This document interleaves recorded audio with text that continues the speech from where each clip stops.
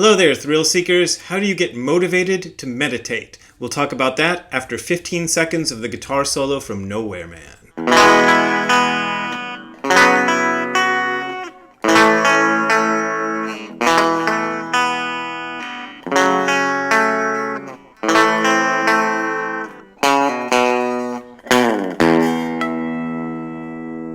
All right, there you go. And one more reminder, I don't know, maybe I'll do one more after this, that my retreats that I had scheduled for Europe next month are still going on.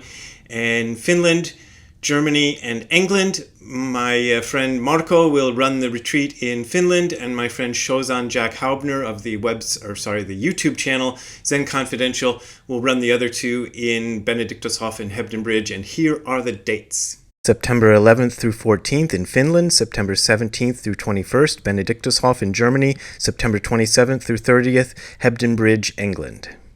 All right, I get asked all the time how to get motivated to meditate. How do you meditate? Yeah. Anyway, that question, I can't rephrase it. And about, 7 years ago or something like that, a while ago, I did a video called How to Do Zazen Every Day, and I looked at a little bit of that video the other day after another person had asked me for tips to get motivated to meditate. And my God, my room was so messy, my apartment. I don't know how my now wife, then girlfriend, could stand going in there. But I'm probably going to say a lot of the same things that I said in that video, but I don't know, since I still get the question all the time, I figure, maybe people still want to know, or maybe people don't know about that video, and here's another one. So how do you get motivated to meditate? Well, let me tell you my story, because that's the only one I know. I only know how I get motivated to meditate, so I'll just tell you how I did it. Ever since I was a little tiny tot, I had this burning desire or need to know what this life is and what I am. And I was frankly shocked to find out other 7-year-old boys weren't sitting around thinking like, what is this world and what am I and why am I here? I was thinking about that all the time, and I came up with all kinds of goofy ass theories. I mentioned one of them in Hardcore Zen, that I thought maybe I was an alien, born into the wrong family or something like that. I couldn't accept the sort of standard idea of who and what I am that everybody else seemed to believe in. It seemed okay, but incomplete. As I grew up, I learned science and learned evolution and history and biology and stuff like that. And there's this kind of framework, this kind of materialistic framework they put you in the education system. I guess they probably still do in most Western countries, which leads you to believe in a certain idea of who and what you are, which is an individual animal on the planet Earth, the product of biological evolution. You don't have any real connection with anything else. You're just an individual, and the reason that you think and feel is because you have this brain up here and this endocrine system and whatnot going on in the rest of your body that gives you the illusion that you're alive, but maybe you're not even really alive. It was questions like that I had. It was really weird because I could tell I am alive, and I could tell there's something weird and real happening. Weird and real. I kind of meant to say one and then said the other and then said both of them. Anyway, so there's something weird and real going on and something important going on in this world. And I wanted to know what that was. I didn't have a religious upbringing. There's a picture of me somewhere, it's probably lost now, but I had a picture a long time ago of me at a Sunday school class. And that picture always fascinated me because I have no memory of ever going to Sunday school or going to church at all when I was a kid, but I must have. So I must have had a little bit of that, I probably once or twice or something like that. But no real religious education or indoctrination. So I didn't have a belief system about God and all of this. My family were nominally Protestant, but we didn't even know what kind of Protestant we were. We weren't Presbyterian, we weren't Baptist, we weren't whatever variety of Protestant you want. We weren't Catholic and we weren't Jewish, so we must have been Protestant. Those were your options in Ohio in those days. So when I got to a certain age, well, when I got to about 7 years old, my dad took a job in Nairobi, Kenya for the Firestone Tire Company. He worked for the Firestone Tire Company in Akron. And then we shipped off to Nairobi, and I was, I think, 7. I might have been even not, I might have been 6, technically at that point. Anyway, we went over there, and I was exposed to other religions. Particularly Hinduism. There's a big Indian population in East Africa, and there are temples all over the place. A lot of people after Obama's election got this idea that Kenya is a Muslim country. I had to talk my nephew out of that. I said, no, Kenya is not a Muslim country. I lived there. And he's like, I'm going to look it up. And he goes and looks it up on his phone. He's like, oh, it's a mainly Christian country. Yeah, Kenya is a mainly Christian country. Not a Muslim country.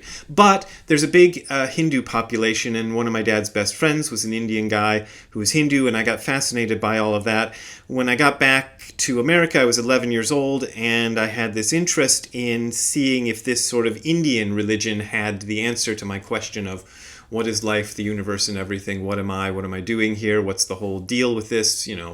All those big burning questions.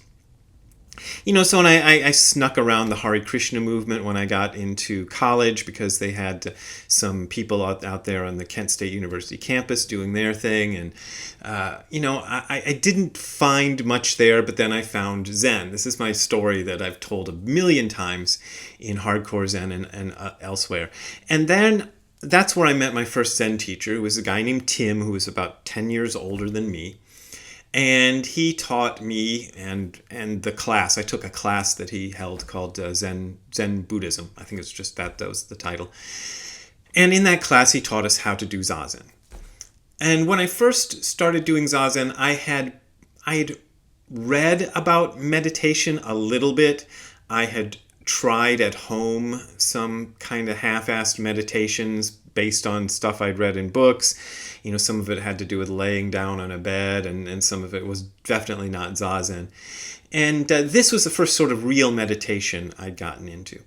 And probably my big motivator then was I wanted to find out something, and I trusted this teacher. This comes up in Advaita Vedanta philosophy a lot. Particularly a guy, Nisargadatta Maharaj, who I talk about all the time, talks about having faith in your guru. Now, Tim was not a guru, but the idea of having a faith in your teacher has a good deal to do with it. And I had faith that this guy, Tim, was not telling me lies. He was not trying to sell me a product. He wasn't trying to gain anything in any way by teaching this. I mean, I don't know if he was even getting paid for that class. I was about to say he was getting paid for that class, but it was the experimental college at Kent State, and I'm not sure the people who taught those classes got paid. Anyway, he didn't seem to have any ulterior motivation. That's the point. And he seemed to have gained a lot for himself by doing this practice. So I trusted him, and I started doing Zazen. So for the first, I don't remember. I didn't keep a diary. My memory is lousy. But for the first year or two, I don't know, I was doing Zazen pretty consistently, once a day or twice a day, every day, morning and night. This is what Tim told us that we ought to do. And I did it. And as long as I was sort of in Tim's environ, that was my motivator. I didn't have any grand experiences. I had a couple of weird experiences in the initial, but nothing really spectacular. Just sort of like, wow, that's weird. But I never had anything that I felt like was a great spiritual insight or anything like that in the early days. What I found, though, was that days when I meditated were better than days when I didn't. Because, I said I was consistent. I lied a little bit. I wasn't always that consistent, and I noticed a big difference in days when I meditated and when I didn't. Maybe big difference isn't quite the word, a small difference. And a few times after I kind of drifted, I was drifting along like people do in that age, trying to find my way in the world. I was, in my early 20s. And I kind of drifted towards and away from the Zen thing. I wasn't like gung-ho. There's a lot of people I meet these days who are like, I'm going to be Zen for the rest of my life. And they're really gung-ho right from the beginning. That wasn't the case with me. I just found it useful. And after a while, there were times when I'd be like, well, this Zen thing, I'm not getting much out of it. Why not skip it this morning and then skip it next morning and skip it? And there were times when I would go without doing Zazen for a while. Weeks, maybe a month. I don't really know how long each time was. And every time I did that, I would always notice that the noise and tension, or I don't know what you call that, the sort of that was going on in my head would get louder, and I would have more trouble. I would be more irritable. Different things would happen. And I remember going through this process, and I know I said this in my previous video about this subject, that I would go through this process where I would be thinking, well, what's different? Am I not drinking enough coffee? I used to drink coffee in those. Am I drinking too much coffee? Am I, this and that? I would think about different things. And it would usually take me a while, and I would go, oh, I'm not doing Zazen anymore. Okay, better get back to doing that. And so this happened a number of times throughout the first 10 years or so of my practice when I was in Ohio. But by the end of that time, I was doing it pretty consistently every day. And because I just felt like I needed it. And at that point, I think the best analogy is brushing your teeth. And I know I've done this before, so those of you who've heard this before, skip ahead or whatever. But it's like this. When brushing your teeth first comes into your life, it's probably, if you're like me, it's your mom going in there, sticking the toothbrush in your mouth and making it happen. And after a little while, you get older, and it's your mom yelling at you, "Did you brush your teeth?" "No, Mom." "Go brush your teeth." So you go and brush your teeth. But then at some point, it starts to dawn on you, or it started to dawn on me anyway, that I liked having clean teeth.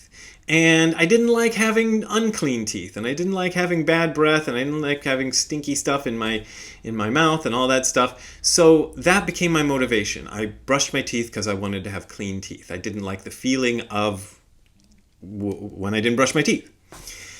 And that's basically the same way I approach Zazen. My big motivator initially was that I didn't like the way I felt when I didn't do Zazen.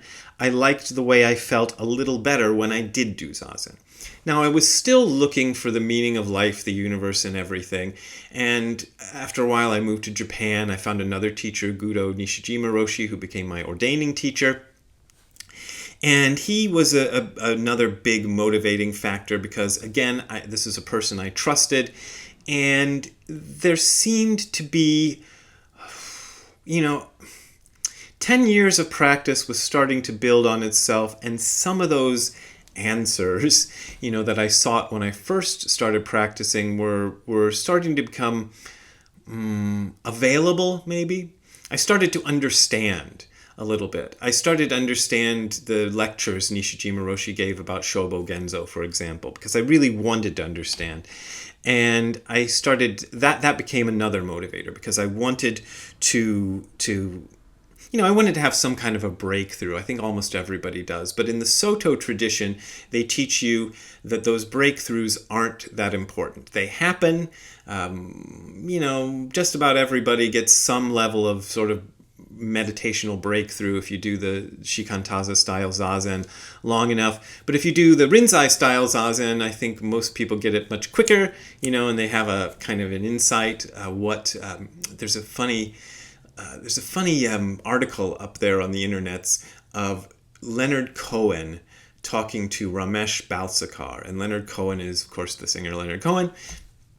Ramesh Balsekar was a student of Nisargadatta Maharaj. Leonard Cohen had been a student at Mount Baldy Zen Center and then would become a student at Mount Baldy Zen Center again, a monk there, and under the tutelage of Joshu Sasaki Roshi. And that's Rinzai style Zen, and they were talking about those kind of experiences. And I don't know if this is I don't think Ramesh Balsekar came up with this on the spot there, but he called them free samples from God. These kind of insight moments that are like free samples, but they're like the free samples you get at Trader Joe's or supermarket would say, you want to try these new potato chips? They taste like a deli. That's last time I was at Trader Joe's. That's what I got offered, and I didn't like the potato chips that much. Anyway, they. You get these free samples, and maybe that becomes a motivating factor. Maybe that's why they do that. In the Soto style, though, they tend to tell you to avoid those things. Not avoid them, let's say, to put them aside. So if you have a great insight during your practice of Zazen or around your practice of Zazen, I've found that they don't often happen during Zazen itself, though that can happen, but usually it's somewhere around the Zazen practice. You just kind of try to let go of those the same way as you let go of everything. In Zazen, you're supposed to open the hand of thought and let go of any thought. Well, you're supposed to kind of do the same thing with great spiritual insights and stuff. So I was taught to do that, but after a while there were insights and things came up, and they sort of confirmed for me that the practice was true and that all this stuff that I'd been reading wasn't a bunch of BS. So I believed it then, but I believed it before because my teachers had believed it. As far as my day-to-day motivation, these days it's exactly the same. Now, I should go back and rewind and say that for me, and I think this is true for a lot of people who practice Zazen, there was another motivating factor, which was the fact that my mother was dying of this terrible disease, Huntington's disease. And it's an inheritable disease. And at the time, I didn't know if I would live to be as old as I am now, because by the time my mom was my age, she was pretty much bedridden and couldn't do much. So I was very scared of that, and that became a motivating factor. Some people have that, and the urgency with which I pursued Zazen probably had a lot to do with that. I've talked to other people who had similar tragic stories, and I don't want to depress you by laying on a bunch of tragic stories, but I've heard a bunch of stories of different people who've had that as a motivation factor. I don't think you need that, though. I think you just kind of need a sincere aim to practice. And really, there is no great motivator that I can give you. There's no little formula that I can give you to say that just think of this and you'll be motivated to meditate every time. I tend to think of the Nike. I don't think Nike's using this slogan anymore, but they used to use the slogan, just do it. And that's what I do. In the morning I do it. I don't necessarily feel like doing it every morning. This morning in particular, I didn't feel like doing it. I was kind of sleepy. I was kind of worn out because some of you know I'm undergoing these medical treatments, and they leave one a bit tired. So I didn't really feel like doing it, but I'm like, gotta do it. Gotta make the donuts. I don't know if that's from a commercial or something, but I got a friend who says that all the time when he says that, when he talks about something he's got to do. And I just thought, I got to do it. I'm going to go sit, and I, set my cushion up, and I sat for half an hour, and that was it. And I'll do that again tonight, whether I feel like it or not. The practice is generally, when you first start out with it, kind of boring. And nothing much happens. There's a cartoon I saw with two Buddhist meditators, and one saying to the other, yeah, nothing happens next. And that's kind of what happens. But you are able to see your own body and mind at work. And you're able to come closer to understanding who and what you are each time you practice. I really believe that, even if it's boring, even if it's lousy. My first meditation attempts, I can remember just the noise in my head, the nonstop monologue just didn't go away. I don't know why, but I particularly remember one session at Tim's place where I think we were doing an all-day sit, which would be 10 in the morning to 3 in the afternoon, so it wasn't really all day. But anyway, we were doing a multi-sit. And the entire time I was contemplating whether or not I should buy this white Kramer guitar that, thank God, I never bought because it was probably not that good. But I'd seen it in a shop and it was really attractive. And the whole time I couldn't get that image of the white Kramer guitar out of my head. And I just kept thinking of that. So, a lot of stuff will go on. And the early attempts at Zazen will probably not feel like anything is really happening. That's the thing. Kodo Sawaki says, Zazen is good for nothing. So one of the ways to also get motivated is to drop your expectations of the practice and just do the practice. Understand that it's good for you the way, I do, exercise. I go to the gym and I usually go on the, elliptical machine, because that's the easiest one. I do other things too, but,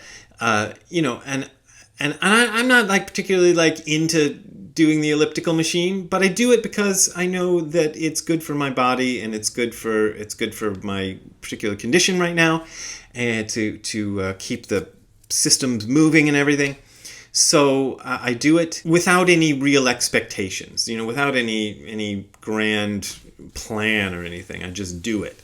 And maybe that's the only way to do it. I figure the practice will ripen when it ripens, and I always think that there's more to it. I read that quote about Dogen, from Dogen, the other one of the more recent videos that I don't have it memorized, but it's he says something, once you've clarified worldly Buddhas, clarify celestial Buddhas. Once you've clarified celestial Buddhas, clarify blah, blah, blah. He goes on and on. But I don't think you have to get all mystical about it. There's always something more to learn from your practice. There's always some other aspect that you haven't noticed, and there's always something there. And frankly, most of the time when I'm doing Zazen, it's still kind of the same. It's generally sort of boring, relaxing, but not particularly insights or anything happening. So it's good for nothing. You do the practice for the practice. And that's about the best I can do for the motivators.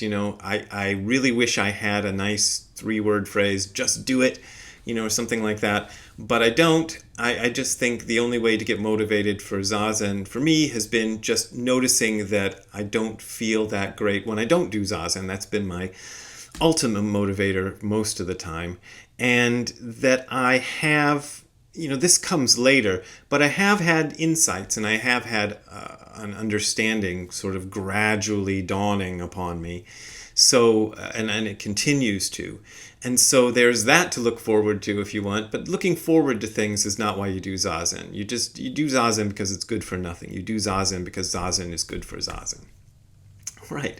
I don't know if that helped you get motivated to do Zazen, but helped me make a video. I got a video out of it, so that's good. If you want to contribute to me making more of these videos, you can go to the URL that you're about to see on the screen below, or you're about to hear if you're listening to the audio version, which is hardcorezen.info/donate. That is hardcorezen.info/donate. That is where you will find links to my PayPal and Patreon accounts. Those are really my only way of making a living right now, especially because I'm not doing that tour, so that cuts a little bit of my income for the year. So I appreciate your support, but as always, you don't got to support me if you don't want to support me. All right, we will see you next time. Have a good time all the time. Bye. Hi, Ziggy. What's your motivation? Are you motivated? Motivated by cats? No? Oh, all right. Well, we'll talk to you later, Zig. Bye.